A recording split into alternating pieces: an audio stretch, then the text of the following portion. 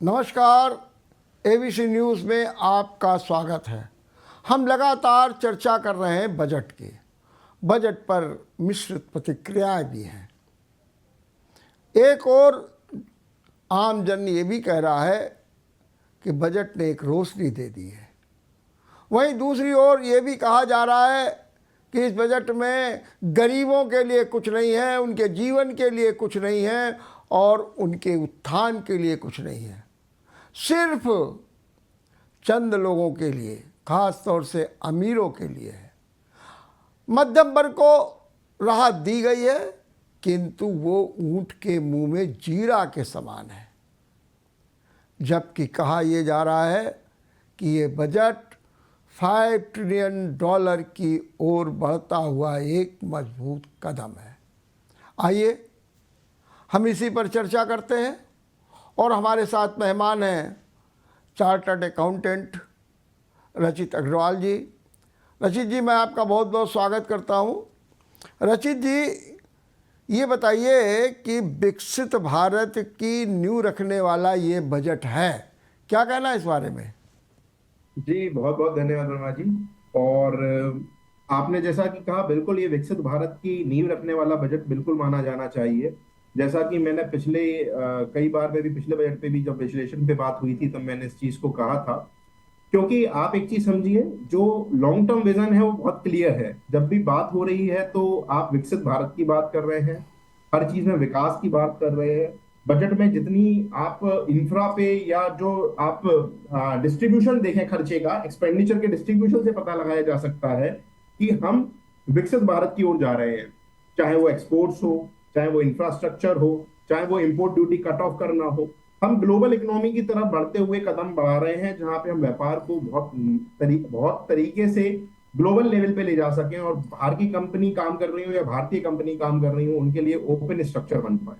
तो इसको विकसित भारत का बजट ही कहेंगे, जहां हम सेल्फ डिपेंडेंट हो, मेगा मतलब चाहे वो इलेक्ट्रिसिटी हो, चाहे वो आपका इंफ्रास्ट्रक्चर हो, चाहे वो ट्रांसपोर्ट हो, इन सभी चीजों पे वो आपका जो फोकस है वो विकसित भारत की तरफ बढ़ता लेकिन हुआ। रचित जी, ये बताइए कि चाहे आर्थिक सर्वेक्षण की बात करें, चाहे आज ही जब बजट की शुरुआत हुई है तो उसमें एक संकेत दिया गया।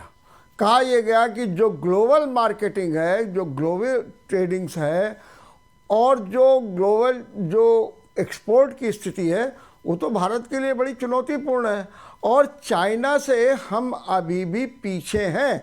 जबकि बहुत सी कंपनियां छोड़ के चली गई, हमने पीएलआई स्कीम बनाई, लेकिन आज भी हमारे लिए वैश्विक चुनौतियां बनी हुई हैं।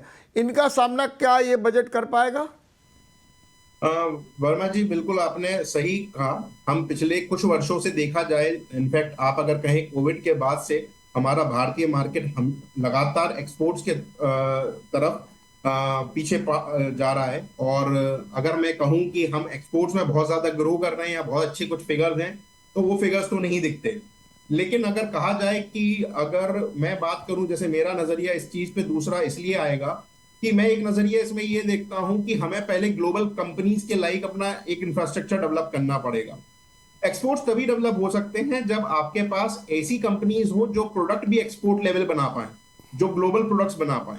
तो अभी हम जो प्रोडक्ट्स की बात कर रहे हैं वो तभी आपके ग्लोबल हो सकते हैं जब हम कॉस्ट इफेक्टिवनेस उसी लेवल की ला पाए जिस लेवल पे चाइना ने किया।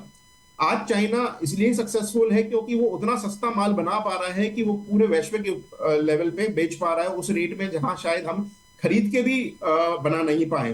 तो मुझे लगता है ये इंफ्रास्ट्रक्चर जो बजट है, किसी भी इकोनॉमी में कंपनीज को सेट करने के लिए, प्लांट एंड मशीनरीज को सेट करने के लिए पहले इंफ्रास्ट्रक्चर चाहिए जहां पे वहां इजी ट्रांसपोर्टेशन हो पाए रॉ मटेरियल का। हम सिस्टम्स ऐसे बना पाए जहां पे हमारा डेवलपमेंट हो पाए, मशीनरीज उस तरीके की बन पाए। और जब ग्लोबल इकोनॉमीज की हम बात करें तो हम आज जो फॉरेन इन्वेस्टमेंट्स को अलाउ कर रहे हैं कि भाई हमारे भारतीय इकोनॉमी में आ जाएं और भारतीय इकोनॉमी में आके वो पैसा अपना लगा पाए, तो हमारे लिए वो स्टैंडर्ड्स भी आ रहे हैं, साथ साथ में हमें वो टेक्नोलॉजीज भी मिल रही हैं जिससे कि हम आने वाले समय में इस वैश्विक चुनौतियों को सम्मानपूर्वक निपटा पाएंगे और विकसित भारत की तरफ जा पाएंगे। ये हमें मानना होगा। अभी भी हम विकासशील देश हैं, अभी हम विकसित भारत हुए नहीं हैं। तो बहुत सारी चुनौती ऐसी हैं जहां पे हमें कॉस्टिंग और मशीनरी के टर्म्स में और इंफ्रास्ट्रक्चर के टर्म में अभी भी चुनौती मिलती है। लेकिन आज जब निर्मला सीतारमण ने खास तौर से लेदर, केमिकल, सोना, चांदी, मोबाइल, इलेक्ट्रिक, इन सब में जो है जो ड्यूटी है, सीमा शुल्क है, इसको खत्म किया है या कम किया है। खनिज में भी किया है। क्या इसका असर कुछ दिखाई देगा आपको एक्सपोर्ट पॉलिसी में? बिल्कुल दिखेगा साहब। आप देखें कि उनने इसके साथ साथ बोला है कि हम डोमेस्टिक कंपनीज को फुल तरीके से सपोर्ट करना चाहते हैं। साथ ही जो छोटी इकाइयां हैं, जिसमें छोटी और मध्यम वर्ग की इकाइयां आएंगी, उन इकाइयों को जो 100 करोड़ रुपए तक का कोलेटरल फ्री लोन देने की बात हो रही है, उसका पर्पस यही है कि छोटी कंपनीज को हम डेवलप कर पाए, और जो फॉरेन कंपनीज हैं उनको जो वर्टिकल्स में आपकी रॉ मटेरियल की जरूरत पड़ेगी वो भारतीय कंपनियां दे पाए। एटलीस्ट वो इन्वेस्टमेंट जो भारत में आ रहा है उनको सपोर्ट स्ट्रक्चर मिल जाए। और बात रही जब तक इंपोर्ट्स पे ड्यूटीज वगैरह कम करने की, तो वो इसलिए भी है कि हम आज विकसित भारत की बात कर रहे हैं, उन कंपनीज को बोलेंगे कि हमारे यहाँ प्रोडक्ट्स वगैरह सब मिल रहे हैं, और हम फिर भी अगर उनको कहेंगे कि अपने देश से लेके आओ, तो वो महंगा, मतलब वो अपना देश डेवलप नहीं होगा। तो अगर उन चीज पे इंपोर्ट्स की वैल्यू पे अगर आप कस्टम ड्यूटी ईज आउट कर रहे हो, तो आप बेसिकली ग्लोबल स्ट्रक्चर पे लाना चाहते हो। आप कहना चाहते हो कि चाहे आप भारत में बैठ के व्यापार करो, चाहे आप अपने यहाँ बैठ के व्यापार करो, हम भारत में आपको सुविधाएं ज्यादा देंगे, आपको वही कस्टम ड्यूटीज होंगी कि अगर आप अपने देश से भी हमारे भारत में कुछ लाते हैं तो हम ड्यूटीज वगैरह उतनी ईजी आउट कर देंगे। क्या कारण था रशीद जी कि जब बजट आया और बजट आने के बाद तुरंत जो है शेयर बाजार ने बड़ी नाखुशी दिखा दी, गिर गया 300 से अधिक पॉइंट तक? इसका कारण आप क्या मानते हैं? रमेश जी, इसमें मतलब मुख्यतः कारण देखिए दो होते हैं। एक, अपने यहाँ जो शेयर मार्केट है उसमें बेसिक इन्वेस्टर जो है वो बहुत बड़ा मार्केट हो चुका है। रिटेल इन्वेस्टर पहले मार्केट को उतना अफेक्ट नहीं करते थे, आज के समय में रिटेल इन्वेस्टर बहुत ज्यादा मार्केट को अफेक्ट करते हैं। और अगर माना जाए कि 12.5% जो टैक्स रेट कर दिया गया लॉन्ग टर्म कैपिटल गेन पे, और जो सिक्योरिटी ट्रांजेक्शन टैक्स बढ़ा दिया गया, उससे सरकार की मंशा एक नजर आती है कि सरकार चाहती है कि हम इक्वल टैक्सेशन, चाहे वो आप किसी भी तरह के आइटम पे लो, आपको टैक्स शेयर्स पे भी वही देना पड़ेगा जो आप अभी बेनिफिट ले लेते थे। हम कहते थे as an financial consultant also कि हमारे पास सबसे बढ़िया इन्वेस्टमेंट है कि हम इक्विटी में चले जाएं, जहां पे सिर्फ 10% टैक्स लगता है। तो उनने क्या कर दिया, जमीनों पे भी 12.5% कर दिया, गोल्ड पे भी 12.5% कर दिया, और शेयर पे भी कर दिया। तो उनका टारगेट जो है उन उन आइटम्स को इन्वेस्टमेंट में लाना, जैसे कि आज आदमी छुपाता क्यों था रियल एस्टेट की इनकम, वो इसलिए छुपाता था कि उस पर टैक्स रेट ज्यादा था और इक्विटी पे कम था। तो उसको समांतर करने के लिए शायद डिक्लेरेशन ज्यादा हो आपके लॉन्ग टर्म कैपिटल गेन के प्रॉपर्टीज पे, गोल्ड पे, वो क्लैरिटी के साथ आए। उनका पर्पस वो होगा कि ब्लैक मनी मार्केट से खत्म किया जाए इन सेक्टर्स में जिनमें ठीक। होता है। बट अल्टीमेटली 12.5%, 2.5% लॉन्ग टर्म पे और 5% शॉर्ट टर्म पे जो टैक्स बढ़ा, वो अफेक्ट दिखेगा ही दिखेगा। और कहते एफएनओ पे जो कहते रचित जी, आखिरी में एक और आपसे एक पॉइंट पूछे, फिर आप बने रहिएगा, मैं बात करूंगा। हमारे साथ दूसरे आर्थिक विश्लेषक साकेत शर्मा जी भी जुड़ गए, मैं इनका स्वागत करता हूं। ये बताइए, कैपिटल गेन में शॉर्ट टर्म और लॉन्ग टर्म में वो बढ़ा दिया, और कहते हैं इससे उनको 30,000 करोड़ का फायदा होगा। वहीं दूसरी ओर जो स्लैब किया है उसमें 37,500 करोड़ का जो है उनके ऊपर भार आएगा।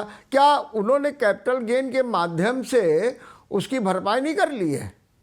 जी बिल्कुल कर ली, और करनी भी पड़ेगी, क्योंकि बजट में आपकी रिसिप्ट्स और एक्सपेंडिचर को तो उन्हें बैलेंस करना ही पड़ेगा। क्योंकि अगर वो कहें, इनके पास अगर आप आज देखें आंध्र प्रदेश और बिहार, जिनकी स्कीम्स आपने एक्स्ट्रा बांटी हैं, वो तो लोड आप पे बढ़ेगा ही बढ़ेगा ना। ऐसी कई सारी स्कीम्स हैं जो एडिशनल दी गई हैं। तो जब आप पैसा ही नहीं होगा तो स्कीम्स आप चला कहां से पाएंगे? ठीक बात है। तो बस उसके लिए ठीक पैसा बात, तो आपका चाहिए। कहना है कि ये बिल्कुल ठीक हुआ है और वो भरपाई होगी, ठीक है ना? अब ठीक है, नहीं हुआ ये गलत हुआ, ये दोनों पक्षों का अलग अलग एक आपका ठीक व्यक्तिगत वो बात है। है। ठीक। लेकिन निश्चित तौर पे उनने अपनी भरपाई करी है, ये ठीक। बात पक्की है। ठीक है साकेत शर्मा जी, कहा यह जा रहा है ये बजट $5 ट्रिलियन का जो हमारे यहाँ टारगेट है उस दिशा में बढ़ता हुआ एक मजबूत कदम है। क्या कहना है आपका? जी बिल्कुल है, क्योंकि इसमें जो उन लोगों ने टैक्स में जो चीजें की हैं, रिवर्ट किया है, इससे जैसे कि एजुकेशन लोन पे उन्होंने 3% किया है, तो इससे ज्यादा से ज्यादा बेनिफिट इस तरीके से देख सकते हैं कि एक middle class and lower middle class का आदमी इसमें अपने आप को पूरी तरह से इन्वॉल्व समझेगा कि हाँ भाई, हम जब जाते हैं वहां पे तो हमें चीजें इजीली अवेलेबल होती हैं। ये चीजें पहले नहीं हो रही थी, तो इससे ज्यादा बेनिफिट मिलेगा आगे चल के तो युवाओं को। ये टैक्स स्लैब जो आया है, जो नया, जी। और जो डिडक्शन स्टैंडर्ड जो था उसको जो बढ़ाया है, इसको आप किस रूप में देख रहे हैं? क्योंकि हमारे एक्सपर्ट्स तो कहते हैं कि ये तो ऊँट के मुंह में जीरा है, अगर बहुत ज़्यादा होगा तो 17,500 तक का फ़ायदा होगा, और जो लोग अन्य सोर्सेज होंगे उनको तो खाली 10,000 का फ़ायदा होगा। आप इस जो नया रिजीम आया है टैक्स स्लैब का, या जो डिडक्शन स्टैंडर्ड बढ़ा है 75,000 और 25,000, इसको आप किस रूप में देखते हैं? देखिए, हमारा जो देश है ना, वो 150 करोड़ की आबादी करीब करीब टच करने वाला है। जी तो उसमें हम मान के चलते हैं कि मैक्सिमम लोग जो है इस स्लैब में आ सकें। जी। किसी एक पर्टिकुलर आदमी को नहीं बना के किया गया है कि हाँ भाई, ये पर्टिकुलर आदमी है, कॉर्पोरेट से इतना टैक्स आएगा, ये जॉब करने वाले हैं वो इतना टैक्स देंगे, गवर्नमेंट एम्प्लॉय इतना टैक्स देंगे। टैक्स जब भी बनाया जाता है वहां की पॉपुलेशन और उसको मद्देनजर रख के बनाया जाता है कि ये चीजें जो चल रही हैं उन चीजों को कहीं ना कहीं हम पूरी तरह से स्प्रेड कर चुके हैं। हम एक मिनिमम वैल्यू वाले आदमी से भी टैक्स ले सकते हैं कि वो उस स्लैब में आ रहा है, उतना बचा रहा है, उतना वो कर रहा है। ये चीजें चलती हैं इसमें।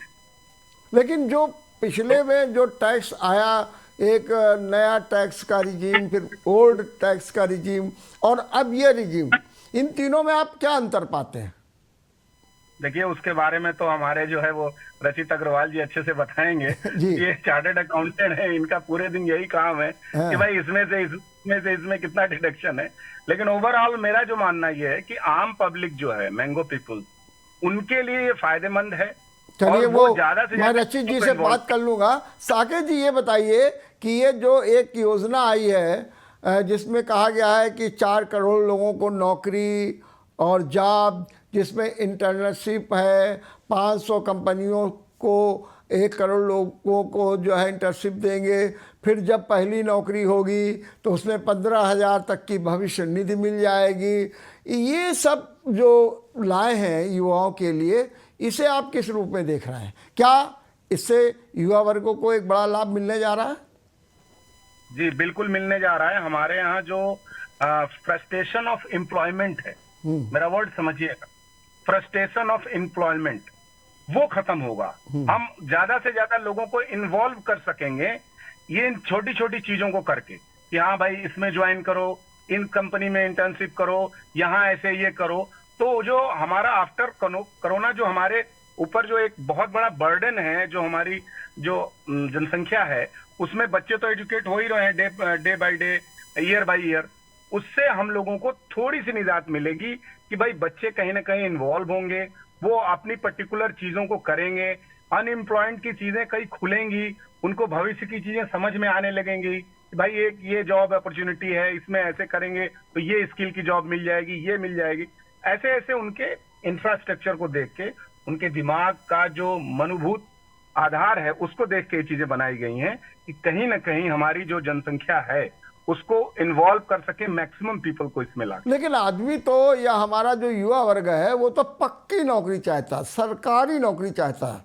वो नहीं चाहता कि प्राइवेट सेक्टर के हम मुखापेक्षी बने, प्राइवेट सेक्टर हमको रखे। उसकी तो पहली डिमांड तो ये होती है कि हमको सरकारी माने पक्की नौकरी मिले। तो ऐसी दशा में ये योजना कहाँ तक उस चुनौती का सामना कर पाएगी? देखिए, होता क्या है, आप बहुत सारी चीजों को चाहें, क्या आपके चाहने से चीजें मिल जाएंगी? आपको मेरिट में कहीं ना कहीं अपने आप को प्रूफ करना पड़ेगा कि आपने एमबीए किया है, बीटेक किया है, सिंपल ग्रेजुएट हैं, आपने यूपीएससी क्रैक किया है, यूपीएससी के जितने एग्जाम है उनको क्रैक किया है, बीटेक के किसी एग्जाम को क्रैक किया है। कहीं ना कहीं आपका स्किल इसमें इन्वॉल्व है। भाई, घर बैठे ही तो कोई गवर्नमेंट नहीं कहेगी ना आप आ जाओ, ज्वाइन करो, हम आपको ये एम्प्लॉयमेंट दे रहे हैं। जिनको जॉब लेनी है सरकारी, वो बच्चे आज भी मेहनत कर रहे हैं, उनको वो जॉब आज भी मिल रही है। क्योंकि हमारे यहाँ एक बहुत बड़ा स्केल है, उस पे लोगों को खरा उतरना पड़ता है, तभी सिलेक्शन होता है गवर्नमेंट जॉब में। लेकिन गवर्नमेंट की वो निकलती नहीं है। कहते 30 लाख नौकरी केंद्र में खाली पड़ी हुई है, लेकिन उनका विज्ञापन ही नहीं निकल रहा है। देखिए, कहने के लिए तो बहुत एनालिसिस विंग के लोग हैं जो प्राइवेट एनजीओज बना के प्राइवेट डाटाज अपने घरों में रख के वो सामने लेके आ जाते हैं अपना छाती ठोकते हुए कि भाई देखो इतनी सीटें खाली हैं। लेकिन क्या हम इन चीजों को रिलायबल रखेंगे कि हाँ भाई ये चीजें खाली हैं? जो गवर्नमेंट बोल रही है उसी चीज को मानेंगे ना हम।